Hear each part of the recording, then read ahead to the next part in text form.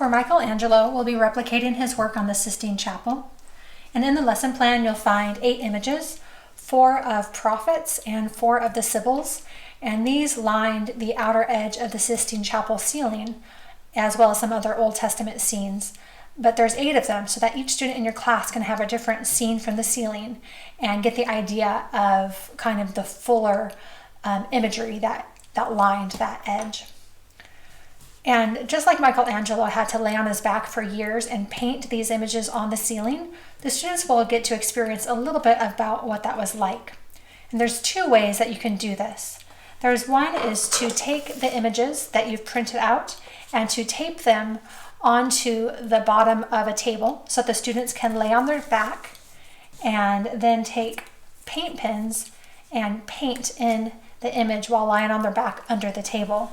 These paint pens are nice because the students can paint and they won't have any paint landing on their face or their hair or flying onto their neighbor's face or hair and things like that. So they could lay on their back and use these to do these individual images that they will each have. One of the downsides is that they are pretty expensive. So one option is to have a few sets that the campus shares by everyone's class taking a different time to do art and then passing these pens around to each class.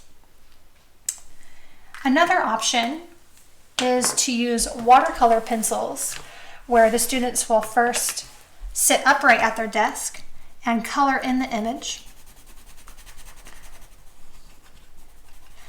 And then they would tape it underneath their table and lie on their back to paint it with water. So again, this is a way that there's not going to be actual paint splattering on everyone's faces and on the floor and all those places we don't want to get it, but they still get the idea of using paint brushes to paint above their heads as they lie on their backs. So I will first color in some part of this, and then I'll use the water to show you what it looks like to paint it. So this one is nice because the students aren't on their back as much, which can be kind of tiring, especially for the younger ones.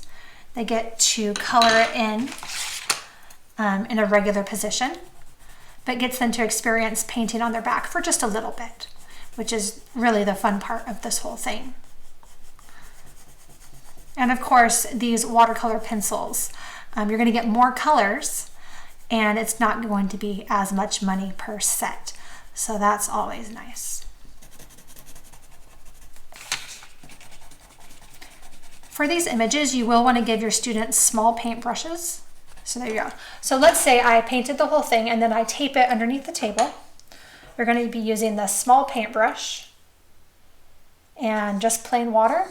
And then underneath the table, the students would go in and paint their watercolor, and it makes this really nice, pretty smooth effect as they paint in that.